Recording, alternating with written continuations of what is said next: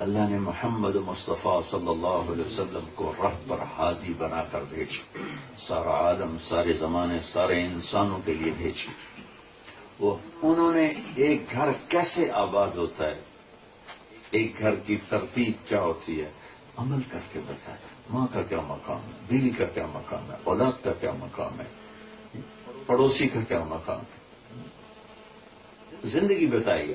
ہم نے وہ زندگی، چونکہ ہم اپنے نبی کو جانتے نہیں وہ کون ہیں، نہ ان کی زندگی پڑھی ہے، نہ پڑھتے ہیں، نہ قرآن پڑھتے ہیں۔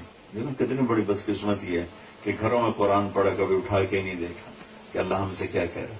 آپ کے پاس لیٹر آتا ہے، ای میل آتا ہے کاروباری کو، آپ 10 دفعہ پڑھتے ہو کہ بڑا بڑا آرڈر آ گیا، پیسے لینے ہیں دینے ہیں تو بار بار پڑھتے ہو، اسپینش میں آ جائے تو آپ ٹرانسلیشن کرواتے ہو۔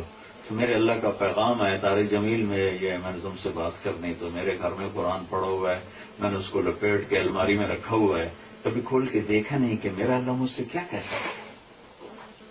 میرے نبی کی 30,000 حدیثیں محفوظ ہیں، میں نے آج تک کبھی کھول کے نہیں دیکھا کہ میرا نبی کیا ہے۔ راہبر کی بات چھوڑ دو، دیکھو نا آپ لوگ سائن فالو کرتے کرتے پہنچ دو، اے نہیں تھوڑے جڑے ہے وچ نقشے جائے، اس کو کیا کہتے ہو ٹم ٹم، اور ٹم ٹم کے پیچھے چل چل چل آپ گھروں کو پہنچ جاتے ہو۔ میرے نبی کے پیچھے چلو گے تو جنت کو پہنچو گے۔